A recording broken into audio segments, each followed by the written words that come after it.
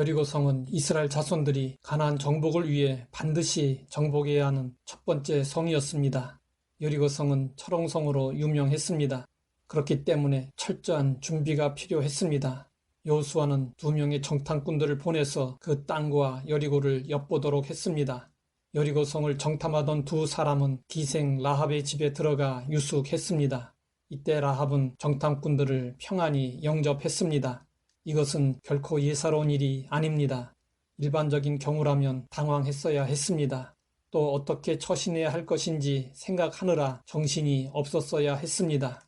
그런데 라합은 조금도 당황하지 않았고 마치 기다렸다는 듯이 여유롭게 처신했습니다.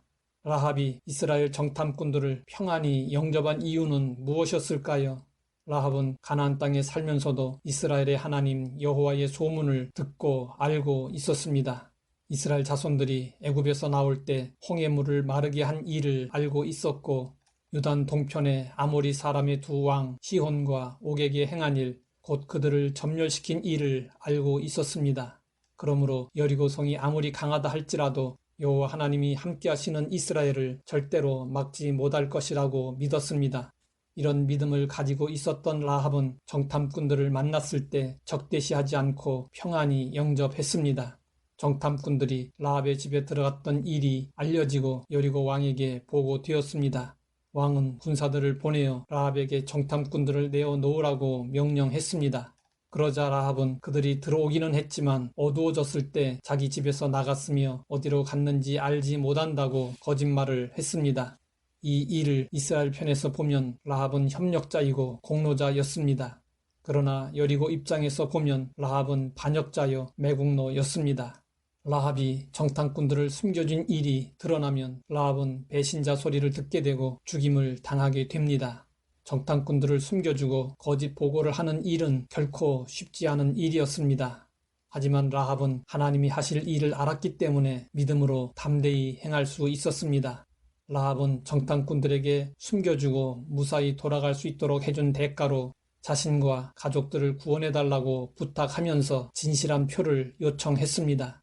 이에 정탐꾼들은 자신의 생명을 걸고 라합의 요구를 들어주겠다고 맹세했습니다. 라합이 거짓말까지 하면서 숨겨주지 않았더라면 정탐꾼들은 죽음의 자리에 이르렀을 것입니다. 정탐꾼들에게 라합은 생명의 은인이었습니다. 누가 위험을 무릅쓰고 자신들을 구해준 사람의 요구를 거절하겠습니까? 두 정탐꾼들은 떠나기에 앞서 라합에게 이스라엘 군대가 여리고 성으로 쳐들어올 때 집에 붉은 끈을 매달아 두라고 했고, 아무도 집 밖으로 나오지 말고 집 안에 있어야 한다고 당부했습니다. 여리고 성이 무너졌을 때 그 성의 사람들은 한 사람도 남김없이 죽임을 당했습니다. 그러나 라합은 믿음으로 자신뿐 아니라 가족들을 멸망에서 구원할 수 있었습니다. 라합과 그녀의 가족들은 붉은 줄을 통해서 멸망과 죽음에서 구원을 받았습니다. 붉은 줄은 예수 그리스도의 속죄의 피를 예표하는 것이었습니다. 라합은 비천한 기생이었습니다. 그러나 하나님은 놀라운 은혜로 라합의 죄를 덮으시고 구원해 주셨습니다. 그리고 라합은 다윗 왕의 조상이 되었고 예수님의 족보에까지 포함되었습니다. 여리고 성의 함락은 하나님이 함께하시는 그리스도인을 당할 대적이 없다는 증언입니다. 또 라합의 구원은 아무리 죄가 많고 천한 인간이라도 구원받을 수 있다는 증언입니다. 우리는 라합을 통해서 하나님의 사랑과 은혜가 어떠한지 깨달아야 합니다. 우리가 부족할지라도 오직 믿음으로 행하면 하나님은 우리에게도 라합에게 베푸셨던 사랑과 은혜를 베풀어 주십니다.